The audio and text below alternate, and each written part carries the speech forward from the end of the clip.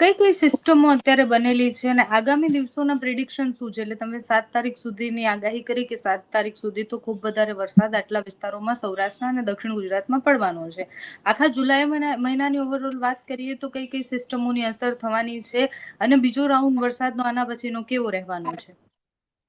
જો પાયલબેન, આમ જોવા જઈએ તો સિસ્ટમ અત્યારે એક પાકિસ્તાનના દરિયાકાંઠે હળવું એક હાઈ પ્રેશર પણ મારા પ્રિડિક્શન પ્રમાણે મને દેખાઈ રહ્યું છે. એટલે એ હાઈ પ્રેશર છે જેને કારણે દ્વારકા, જામનગર અને કચ્છને વરસાદમાં અવરોધ થઈ રહ્યું છે. એટલે એ પણ એક પ્રકારની સિસ્ટમ જ ગણી શકાય. ભલે નેગેટિવ અસર કરે છે વરસાદ માટે, પણ સિસ્ટમ તો છે. એ સાથે અરબ સાગરની અંદર દક્ષિણ ગુજરાત અને સૌરાષ્ટ્રના જે દરિયાઈ કાંઠાની વચ્ચેનો જે અખાત છે એની અંદર મજબૂત સિસ્ટમ એક ત્યાં છે.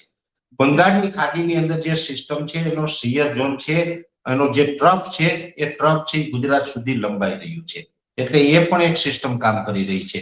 ત્રીજું હોય છે દક્ષિણ ગુજરાતથી લઈને કેરળ સુધીનો જે મોન્સૂન ઓફશોર ટ્રફ હોય છે એ અત્યારે ખૂબ સક્રિય છે. એટલે એની અસર પણ અત્યારે વર્તાઈ રહી છે. આમ 2-3 પ્રકારની અસર છે જેને કારણે અત્યારે વરસાદ પડી રહ્યા છે અને હજુ પણ 7 તારીખ સુધી આ રાઉન્ડ ચાલવાનો છે.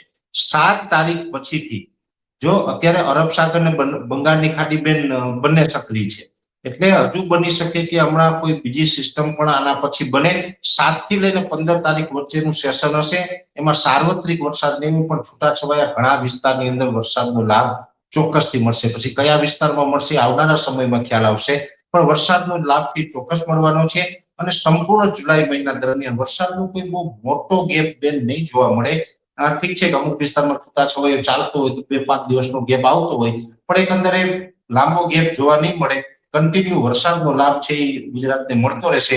જુલાઈ મહિનો છે એમાં દર વર્ષે જે જુલાઈ મહિનામાં પડે એટલો નહીં, પણ ઓલ ઓવર ગુજરાતમાં વરસાદ રહેવાનો છે. ઠીક છે કે શરૂઆતના દિવસની અંદર જે કાંઈ સૌરાષ્ટ્રના અમુક દરિયાઈ કાંઠાના વિસ્તારમાં વધારે પડ્યો એ અપવાદ રહેશે, પણ આવો વરસાદ ઓલ ઓવર ગુજરાતમાં તો પાછો પડ્યો નથી. એટલે ઓલ ઓવર ગુજરાતમાં આટલો બધો નહીં, પણ એકંદરે સારો વરસાદ પડવાનો છે.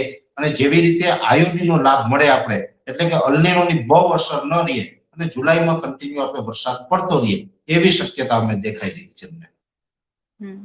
થેન્ક યુ સો મચ પરેશભાઈ, તમે અમારી સાથે જોડાયા અને માહિતી આપી. અત્યારે તો જ્યારે અમે સવારથી જોઈ રહ્યા છીએ ત્યારે અમુક ગામડાઓમાંથી જે દ્રશ્ય આવી રહ્યા છે કે જે લોકો જે છે બચાવની કામગીરી પર લાગેલા છે, ત્યાં ઓલમોસ્ટ પૂર જેવી પરિસ્થિતિનું નિર્માણ થયું છે.